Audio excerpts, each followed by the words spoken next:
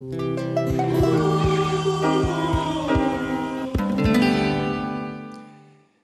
nous avons le plaisir ce soir de recevoir Gabi Katea. Yorana, Gabi.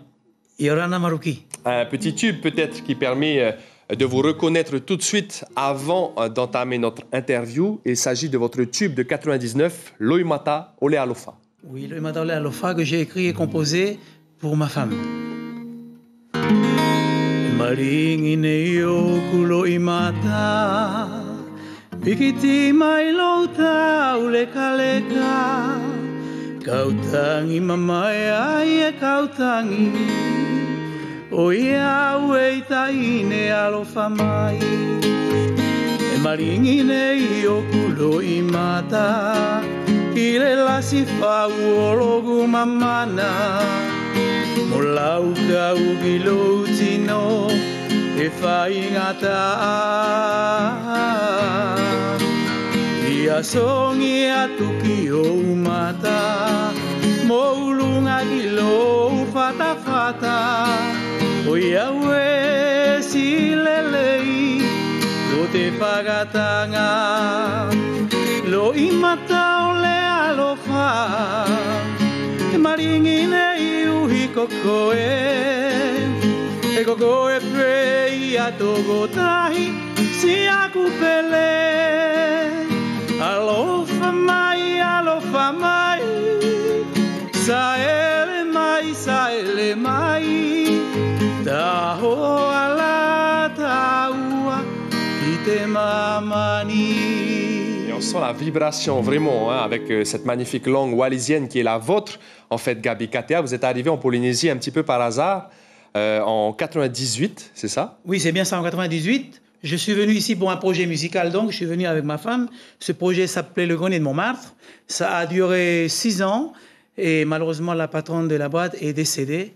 Et donc, ce qui m'a obligé à faire autre chose. Mais ça ne nous a pas empêché d'avoir une brillante carrière d'artiste. 3 albums enregistrés en Polynésie, un album avant d'arriver, c'était en métropole, oui. Un 5e peut-être qui se prépare? Écoute, j'ai des chansons en stock, c'est pas ce qui manque, mais le fait est qu'actuellement, avec cette pandémie, c'est un peu difficile pour pouvoir sortir un album. Certains artistes le font, mais par contre, pour la vente, c'est un petit souci. Alors, votre dernier album date de 2002, Te Aoteora. Depuis, c'est compliqué de sortir des CD, justement. Oui, parce que dans l'ère du numérique, aujourd'hui, il y en a qui arrivent à s'en sortir. En Polynésie, on est quand même un petit pays, donc on a, je crois, 200 000 clients potentiels. Alors qu'en métropole ou ailleurs, par exemple la France, il y a 60 et quelques millions d'habitants. Donc le potentiel est forcément beaucoup plus intéressant. Mais il y a quand même des artistes qui arrivent à sortir leur épingle du jeu. Sortir des CD, en tout cas des albums, et aussi faire des concerts, c'est ce qui vous permet aussi de gagner un peu votre vie. Voilà, donc faire des concerts, je crois que c'est une des solutions. De manière, quand on sort d'un album, il y a des artistes qui font ça, ils profitent de leur concert par exemple pour vendre leurs produits. Votre dernier grand concert, c'était en 2019 à l'Olympia avec Gabilou. Oui. Depuis, vous n'avez plus eu de grandes représentations? Sur le fait noir, je fais des petites prestations, on va dire ça comme ça. Mais sinon, individuellement, j'ai également ma petite chorale.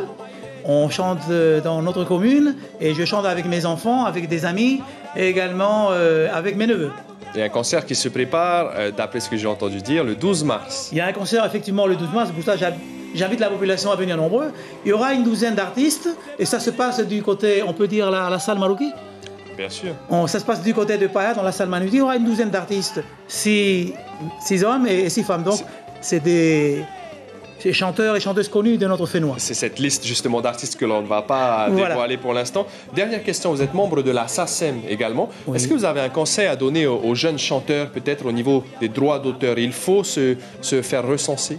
Oui, je pense qu'il faut se faire recenser parce que quand on écrit, des fois, on écrit un chant, ça s'est passé, moi je connais des cousins, des amis qui chantaient comme ça. Il y a des personnes qui ont pris leur chant et qui ont déposé, étant donné qu'eux ne sont pas membres de la SACEM, ils les ont fait malheureusement.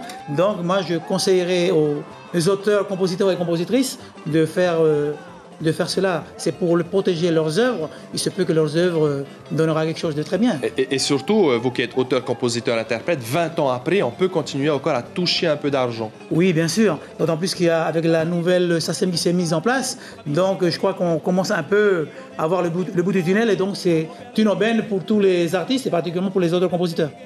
Merci beaucoup, Gaby Katea, pour vos réponses. Un 5e album et un nouveau concert, c'est tout ce que l'on vous souhaite pour 2022. On se retrouve à la fin de ce journal pour une autre chanson. Merci Marouki. L'information en continu sur Polynésie la première, Internet et réseaux sociaux.